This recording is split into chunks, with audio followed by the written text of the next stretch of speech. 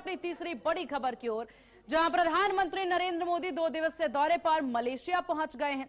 PM Modi आपको बता दें कि दक्षिण पूर्व एशियाई देश के 2 दिवसीय दौरे पर रवाना होने से पहले उन्होंने कहा कि ये दौरे का उद्देश्य क्या है। दोनों देशों के बीच रक्षा सहयोग बढ़ाएं और आर्थिक नवाचार और साझेदारी को मजबूत करना। विदेश मंत्रालय के अनुसार भारत मलेशिया को आपको बता दें कि जो विमान है डोनियर विमान बेचने और वहां की स्कॉर्पियन पनडुब्बियों और सुखोई 30 लड़ाकू विमानों की देखरेख में मदद करने की तैयारी में है। यह पीएम मोदी का तीसरा मलेशिया दौरा है। खास बात यह है कि अगस्त 2024 में जब मलेशिया पीएम अनवर इब्राहिम भारत आए थे, तब दोनों देशों के रिश्ते को कॉम्प्रिहेंसिव स्ट्रेटेजिक पार्टनरशिप का दर्जा दिया गया था। उस बड़े बदलाव के बाद पीएम मोदी ने आपको बता दें कि यह पहली मलेशिया यात्रा उस दौरे के बाद मानी जा रही है, उस बड़े डील के बाद मानी जा रही है और इसीलिए यह डील कई मायनों में महत्वपूर्ण है। देखिए यहां पर आपको बता दें पीएम की मलेशिया यात्रा से क्या कुछ लाभ मिलने वाला है, वो भी हम आपको बता देते हैं। सेमीकंडक्टर पार्ट्स आसानी से मिलेंगे। इसके बाद मैन्युफैक्चरिंग स्पीड बढ़ेगी। चीन पर निर्भरता 20 से 30% घट जाएगी। वहीं री से ईवी बैटरी और मोटर सस्ते में हो सकेंगे और इसीलिए ये महत्वपूर्ण है ये दौरा। और इस विषय पर चर्चा के लिए हमारे साथ अजय शर्मा जी बने हुए हैं, वरिष्ठ पत्रकार। अजय जी, बहुत स्वागत है आपका एचएनएन न्यूज पर। अजय जी, एक तरफ भारत यहां पर अमेरिका के साथ डील कर रहा, एक तरफ ईयू के साथ डील कर रहा, दूसरी तरफ मलेशिया से जो हमारे अच्छे रिश्ते चल रहे हैं, उन रिश्तों को और आगे, उन संबंधों को और आगे बढ़ाया जा रहा है। मलेशिया के साथ ये भारत और मलेशिया के रणनीतिक रिश्ते कितने महत्वपूर्ण? देखिए, भारत एक मैसेज दे रहा है पूरी दुनिया को कि अब हम सिर्फ एक किसी देश के ऊपर निर्भर नहीं। जैसे कि हम अमेरिका की बात करते हैं, हमने बहुत कुछ सुना देखा पिछले 2-3 महीने के अंदर, और फिर यूरोपियन कंट्रीज का भी आपने जिक्र कर दिया। अभी भारत एक के साथ एक दौरा भी रखा यूरोपियन कंट्रीज के कुछ डेलीगेशंस ने। आज हम दक्षिण पूर्व एशिया की बात कर रहे हैं, जहां मलेशिया के बारे में सोच रहे हैं। यानी कि अब हम अपने व्यापार को लेकर अलग अलग देशों के अंदर संभावनाएं तलाश रहे हैं, चाहे फिर एक्सपोर्ट की हो या इंपोर्ट की हो। जैसे रक्षा की हम बात करते हैं, ब्रह्मोस या तेजस विमान की खरीद फरोख्त को लेकर हो।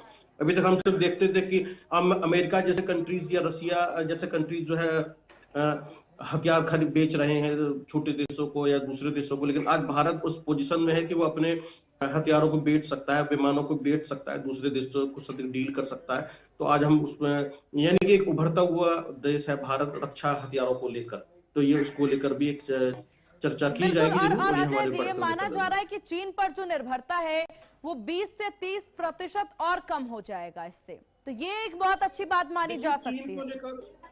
चीन को लेकर जो है, पहले भी हमने कहा कि चीन को लेकर जो है भारत अलग तरीके से रणनीति बना रहा है। और जैसे यूरोपियन कंट्रीज की आपने बात की कि यूरोपियन कंट्रीज खुद चाहते हैं कि चीन का विकल्प के रूप में भारत खड़ा हो जाए। हाँ। और भारत भी चाहता है कि चीन के ऊपर उसकी जो डिपेंडेंसी खत्म है, क्योंकि हमारे सीमा के जो रिश्ते हैं वो अच्छे नहीं हैं चाइना के साथ में। और उन रिश्तों को जब अच्छे नहीं है तो हमारे व्यापारिक रिश्ते भी ठीक नहीं रह सकते। इसलिए अलग अलग देशों में अलग अलग संभावनाएं हम तलाश रहे हैं और हमारे व्यापारियों को फायदा होगा, हमारे उद्योगपतियों को फायदा होगा। तो इससे देश के अंदर जो अलग तरह की माहौल बनेगा। और सबसे बड़ी बात यह है कि मलेशिया एक इस्लामिक कंट्री है, सबसे ज्यादा मुसलमान वहां रहते हैं। और यदि इस्लामिक कंट्रीज के साथ में हमारे रिश्ते बेहतर होते हैं तो भारत के ऊपर जो अक्सर अलग तरह के आरोप लग जाते हैं या अलग चश्मे से देखा जाता है, उसको भी ब्रेक करने में मदद मिलेगी कि हम सिर्फ सामाजिक सामंजस्य सौहार्द में यकीन रखते हैं। यदि कोई हमारे साथ गलत तरीके से पेश आएगा तो उसको हम बर्दाश्त नहीं करते हैं। तो सभी के लिए विकल्प है, सभी के लिए रास्ते खुले हुए हैं। ये उस तरीके से देखा जाना चाहिए। और जिस तरीके से चाइना का प्रभाव बढ़ रहा है मलेशिया के ऊपर या दूसरे कंट्रीज में दक्षिण पूर्व एशिया में, वहां पर भारत भी अपने प्रभाव को दिखाना चाहता है, बढ़ाना चाहता है, रिश्ते रखना चाहता है।